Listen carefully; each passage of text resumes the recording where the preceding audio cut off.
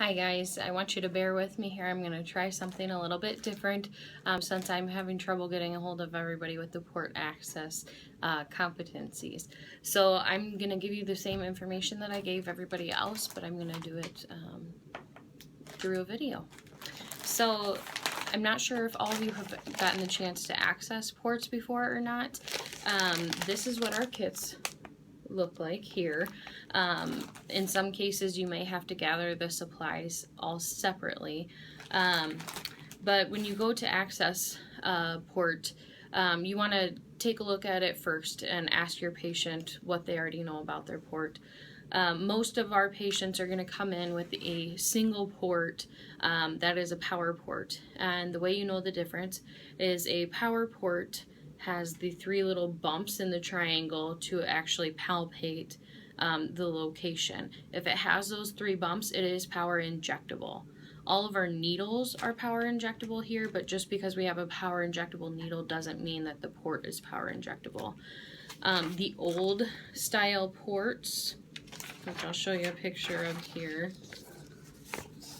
these, the flat ones, are not power injectable. If their port was placed here at Mercy, then it is power injectable if they're not sure, but most patients know.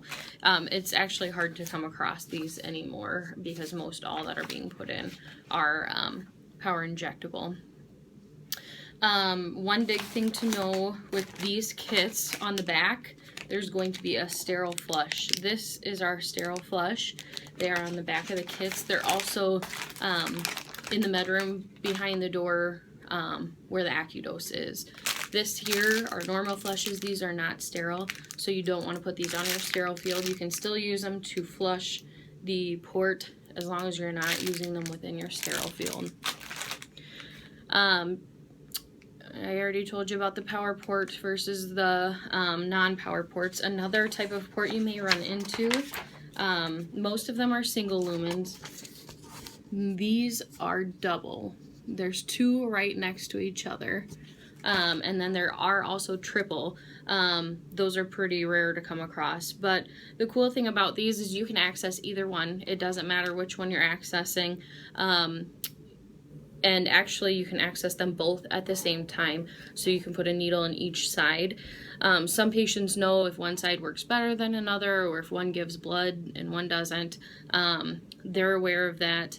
When you do have them both accessed separately with separate needles, you can infuse completely incompatible meds through those, which I think is pretty neat to be able to do. If you do access one side and you're not having any luck getting any blood back, or it's not flushing, you can access the other side if you're not having luck with the first. As far as positioning the patient, a lot of patients will sit up normally in a chair for you to access. If they are a larger patient and have a lot of tissue over the port, it's going to be a little bit harder to access. You may need to consider using a longer needle than what comes in the package, which is the 1 inch. Usually patients know if they need a different size needle than the standard. If they don't know, then they probably just use a standard one. If they are larger, sometimes it can help to lay the head of the bed back or the chair so that they're laying flat or near flat to access, to kind of disperse that tissue over a wider range, and to help you get a hold of that port. You do want to palpate it. Some ports get tilted. They are sutured in, but sometimes they can move. So if it is tilted, sometimes it helps to have a second person glove up and hold for you while you access. Otherwise, I actually hold it usually with these two fingers, and then I use my pinky on this hand to stabilize because I get shaky, so I can get a good grip on it before I poke it. As far as masking goes, you need to be masked when you access the port. The patient, it's really patient preference. Unless they are sick and coughing up a bunch of phlegm, then we should probably mask them anyway. Anybody else in the room needs to be wearing a mask, or they need to step out during the sterile or the aseptic procedure. Another thing I learned, port access is not sterile, it is an aseptic technique. For cleaning, I'm going to pull out the kit here. Pretty much all of our kits anymore come with the ChloraPrep cleaner, which is this, the one that you crack. This one, you can actually go back and forth, across, it doesn't matter. You can go over the same spot twice. If you happen to use betadine, then you have to go in the circle and start from the middle and work your way out. But this one, it doesn't matter. You can scrub. The big thing is to let it dry afterwards before you access it. These are the needles that come. This one's a 0.75, but most of our kits come with a 1-inch needle now. And this is your Huber needle. Of course, don't be touching your sterile kit without gloves when you're accessing the patient. The kit does come with 2 pairs of gloves. The first pair is actually intended for you to put on while you're cleaning and getting everything ready. And then the second pair you change out right before you access the patient. So I'm opening my needle here. And you want to get everything set up before you actually access them. So you're going to, I always drop a port, the Heplock on here, because I don't like having the ends open. But for the purposes of this, I'm going to just show you what comes with the kit. So you want to prime your tubing. Just be careful not to spray yourself or the patient. And you've already got your stuff clean. I'm going to change out my gloves. When you go to access the patient, it helps to hang on to these little wings. Then there is new kits that you may or may not run into that instead of these little wings has an oval right there, and that oval is actually movable. And when you go to, after you've accessed them, you can move the oval down to the level of the skin and then use the steri strips. It really helps to stabilize that port a little better because these kind of stick up.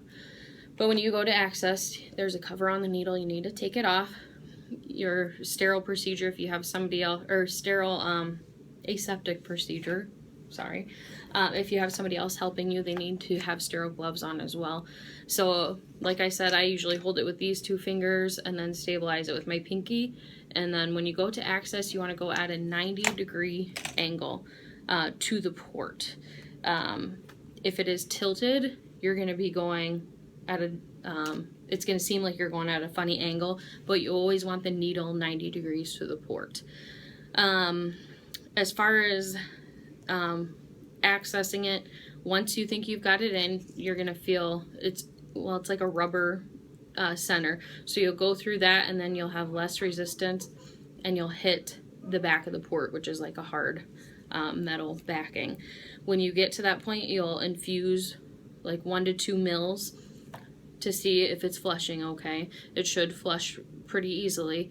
And then you're going to pull back with that same syringe to see if you get blood return.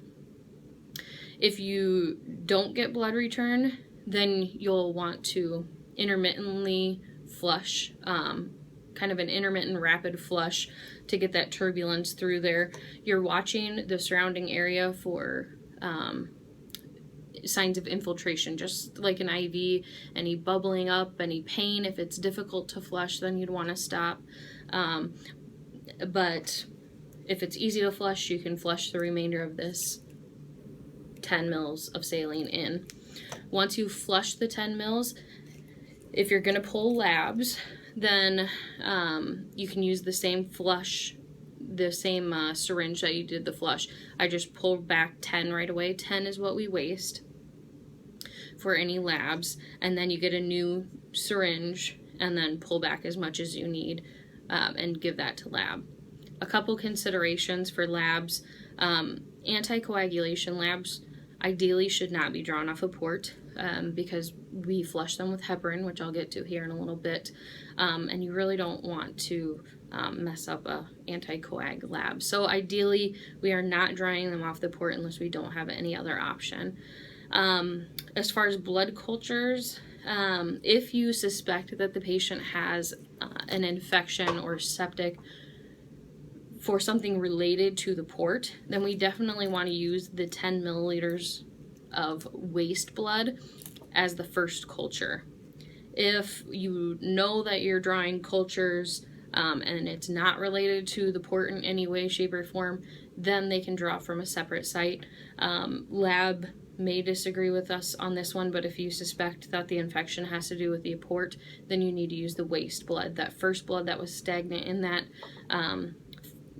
5 to 10 milliliter dead space for the blood culture. After you have accessed it, drawn your blood, you're going to flush with 20 milliliters of saline, so 2 flushes, and then depending on whether or not you are going to be using this port right away, kind of depends on your next move. If you aren't sure if you're going to be using it, or if you know you're not going to be using it for at least like a half hour, then you're going to want to go ahead and flush with your heparin flush. In order to get these orders, you don't necessarily have to ask the doctor. I did print off a sheet, and this is in the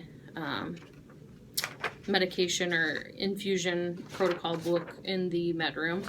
But you can go to the orders and change from manage orders to go to order sets and type in IV flush guidelines. That's going to give you your saline flushes. It'll give you an order for TKO fluids and the correct heparin flush. It also pulls in a CHG bath, which is for upstairs, but we can just ignore that order for now. I'm not sure if you can even see this, but this is kind of what your order set, and this is where you have to switch to order sets. So if you're not going to be using it, you flush it with 20 milliliters of saline, and then you go ahead and do your heparin flush. The heparin flush is 5 milliliters, and it's 100 units per milliliter, so total 500 units of heparin. Right now they are yellow. I don't want you to go by the color because those can change, but that is the correct flush, and that'll pull up with that IV flush guidelines order set. If you are going to be running fluids, or if you can do just a TKO infusion, that's good enough. You don't have to use the heparin right away. But anytime you're discontinuing a port or taking it out or leaving it stagnant or not used for a while, you have to flush with that heparin. So saline and then heparin, because if you remember, the heparin needs to stay in that dead space to prevent any clotting. As far as a dressing on the port, most of our kits come with these, just like our IV covers. Sometimes, depending on the kit you're using, you may see a bio patch in there. Now, it's not going to hurt to put this around the needle. However, it is not actually made for Infusiports. These are just for other central, like PICC lines. So if you put it on, it's not going to hurt, but you don't need this bio patch on there. So for the dressing, once I have accessed and I have the needle in place, if your kit comes with split gauze, great. Otherwise, I just fold two 2x2s from the sterile kit in half and put one under each wing of the needle. Kind of like that. Just helps stabilize it so it's not moving all over the place. The kit also comes with these steri strips, and I sometimes use that over the wings as well. And then just go ahead and cover with your Tegaderm here. I also use one of those steri strips to tack the pigtail down a little bit so it's not flopping all over, and that way it's visible and accessible at the top of their gown here. Let's see.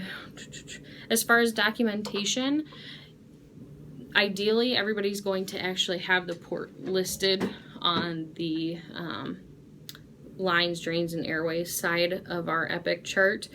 If they do not have it listed there already, then all you have to do is click add and then type in Infusiport or port, and then fill in what you know, because when you're placing this, it's saying that it was you're placing it, and we don't know all the details of who placed it or put it in. So just fill in what you know of it, and then do your access information, which it just asks for the access date, time, who accessed it, what size of needle did you use, did you get blood return, that kind of thing. Kind of same with your peripheral IVs.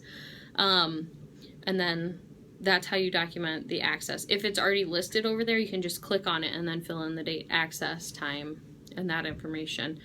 When you go to discontinue the port out of the computer, you click on the blue hyperlink and do the de-access information at the bottom. Do not X out of that line drain airway like you do a peripheral IV, because that takes the whole port out of the system rather than just de-accessing it. Those stay in there, so do not X out of it. As far as discontinuing the port itself, I usually ask the patient if they use a Band-Aid. Some don't use any at all, and some just put gauze over the top. So I have that stuff ready. Anytime you're de-accessing, you want to flush twice, 20 milliliters of saline, and then your heparin, the 5 milliliters, 100 units per mil. So you flush with that, and then when you go to take the needle out, it's very easy, but you do want to stabilize the port with your fingers. Don't just pull with one hand. Like I said, these are sutured in, but they can move very easily, and you don't want to be ripping those sutures out and make it a lot more difficult for accessing later. That goes in your sharps. You can put the Band-Aid over the top or whatever they prefer. These ports can remain accessed up to 7 days. However, due to the nature of what we do in the ER and the patients that we see, we're probably not going to let them go home with it accessed. I suppose that would be up to the physician discretion. A lot of people have these ports because they get treatments or chemo through them, so sometimes they may know they're getting chemo the next day and ask you to leave it accessed, and that's really up to the physician, but generally we would not do that in the ER. One thing I did forget to mention is if they come into the ER, they may have a cream over the top with a Tegaderm or Band-Aid over the top of their port. That is just the EMA cream, kind of like Arlette. You just need to wipe that off with a tissue before cleaning it. Let's see, what else am I forgetting? There is the paperwork. I've got the policy and how to chart, and all the information on these are in the med room in the procedure book up above the sink, so that's where you would find that. You can also find the policy on the portal, of course, and then you can find step-by-step procedure for accessing ports in the Mosby's resource up at the top of Epic or on the portal. If you guys have any questions, please come to me, let me know, email me, and then I'll have you sign the sign-in sheet. Once you have watched this, come to me and sign it, and make sure you turned in your tests. All right. Hopefully I'm not forgetting anything, but have a good day. Thank you.